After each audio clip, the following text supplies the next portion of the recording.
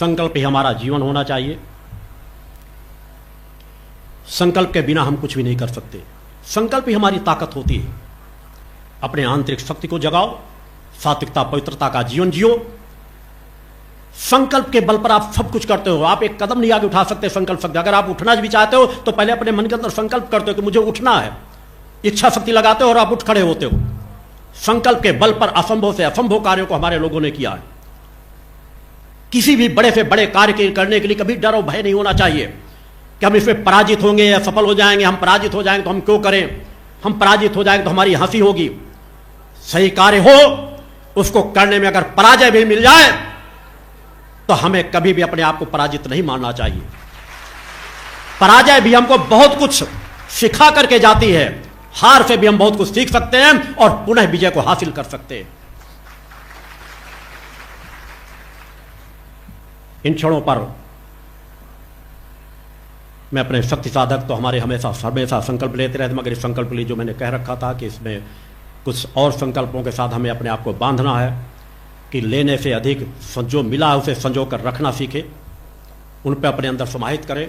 संकल्प ही हमारा जीवन होता है। संकल्प से हम बंध करके रहेंगे तो सनातन की ताकत बढ़ेगी। और सनातन है तो सभी धर्मों का सम्मान है। सनातन है तो विश्व की रक्षा होगी, मानवता की रक्षा होगी। हमें उस दिशा में कार्य करना है। मांगना है तो परम सत्ता से देव भक्ति ज्ञान और आत्मशक्ति मांगो। हर मनुष्य का जो कर्तव्य है, धर्म राष्ट्र मानवता की सेवा करो। यही सभी का कर्म है। 11 संकल्प आप लोगों से कराऊंगा। कौन कट्टर सनातनी बनना चाहते हैं, हाथ उठाएं।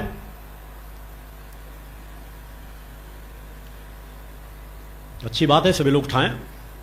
सभी को कट्टर सनातनी बनना चाहिए। कट्टरता का तात्पर्य पर हिंसकता नहीं है।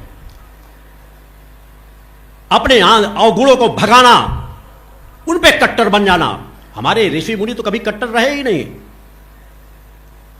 उन्होंने तप किया, साधना किया, अपने शरीर को तपाया और वह सब कुछ किया जो असंभव सा था। आइए हम सभी माता आदिशक्ति जी ने जगदम्बा का ध्यान करते हुए, स्मरण करते हुए संकल्प करें।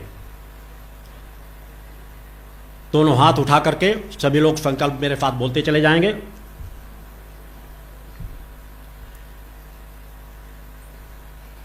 मैं संकल्प करता हूं कि मैं नशे मान से मुक्त चरित्रवान जीवन जीता हुआ पुरुषार्थी और परोपकारी जीवन जीऊंगा। मैं संकल्प करता हूं कि धर्म रक्षा राष्ट्र रक्षा और मानवता की सेवा में अपने जीवन को समर्पित करूंगा।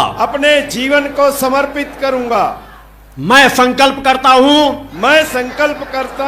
कि गौ रक्षा और गौ संरक्षण के लिए अपने जीवन को समर्पित करूंगा।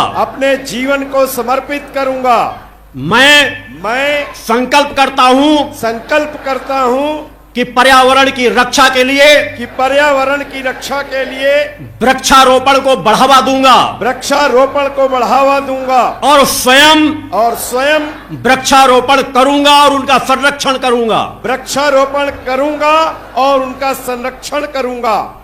मैं संकल्प करता हूं कि मैं जाति भेद छुआछूत को दूर कर समाज में सद्भावना का माहौल बनाऊंगा।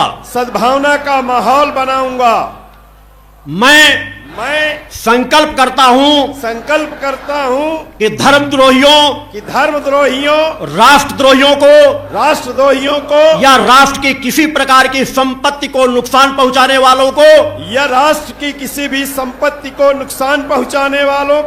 कभी भी सम्मान नहीं दूंगा। मैं संकल्प करता हूं कि मैं किसी भी खाद्य पदार्थ में कभी भी मिलावट नहीं करूंगा, किसी भी खाद्य पदार्थ में कभी भी मिलावट नहीं करूंगा, और मिलावट करने वालों को कानून के दायरे में लाकर सजा दिलाने का कार्य करूंगा, कानून के दायरे में लाकर सजा दिलाने का कार्य करूंगा। मैं संकल्प करता हूं कि नारी की रक्षा के लिए, नारी के सम्मान के लिए अपने जीवन को समर्पित करूंगा। मैं संकल्प करता हूं कि मैं अपने माता पिता का सम्मान करूंगा, माता पिता को कभी भी अनाथालय में या निराश्रित रूप से नहीं छोड़ूंगा। मैं संकल्प करता हूं मैं कभी भी किसी भी परिस्थिति में न स्वयं आत्महत्या करूंगा, न किसी की हत्या करूंगा। मैं संकल्प करता हूं कि भगवती मानव कल्याण संगठन के दिशा निर्देशों में अपने जीवन को समर्पित करूंगा। भगवती मानव कल्याण संगठन के निर्देशों में अपने जीवन को समर्पित करूंगा। यही तो हमारी सनातन की शक्ति है। करके देखो, ऐसे विचारों में चल करके देखो, जीवन जी करके देखो, तृप्ति की अनुभूति होगी, शांति की अनुभूति होगी। तभी तुम सच्चे मां के भक्त बन सकोगे, तभी सच्ची मां की कृपा प्राप्त हो सकेगी। उस दिशा में बढ़ करके देखो, उस दिशा में कार्य आप सभी लोगों को करना है। आज से लेकर कल तक संगठन की जानकारियां आपको प्राप्त होती रहेंगी। कुछ देर बाद हम आरती की ओर बढ़ेंगे, मगर उसके पहले मैं चाहूंगा कि हमारे सम्मानित उप मुख्यमंत्री जी यहां पर उपस्थित हैं। वो हमारे शक्ति साधकों को, माँ के भक्तों को, जो दिन रात समाज सेवा के कार्य में लगे हैं, स्वयं नशा मुक्त चरित्रवान जीवन जीते हैं, समाज को नशा मुक्त चरित्रवान जीवन जीने के मार्ग में पढ़ाने में लगे हुए हैं, उन्हें अपना कुछ संबोधन दें। साथ ही इन शक्ति साधकों को थोड़ा आश्वासन जरूर दें कि अपनी सरकार में प्रदेश को नशा मुक्त बनाने के लिए कार्य करेंगे। और गौ रक्षा के लिए मेरे द्वारा जो कई वर्षों से मांग की जा रही है कि गौशालाओं में गौएं सुरक्षित नहीं होंगी, हमें गौ अभ्यारण्य बनाने ही पड़ेंगे। हम शेर चीतों के लिए, अन्य के लिए सब कुछ बड़े बड़े क्षेत्र कवर कर रहे हैं, हम गौ अभ्यारण्य क्यों नहीं बना सकते जिनसे गायों की रक्षा होगी। मैं चाहूँगा उन पर माननीय मुख्यमंत्री जी का संबोधन हमें प्राप्त हो।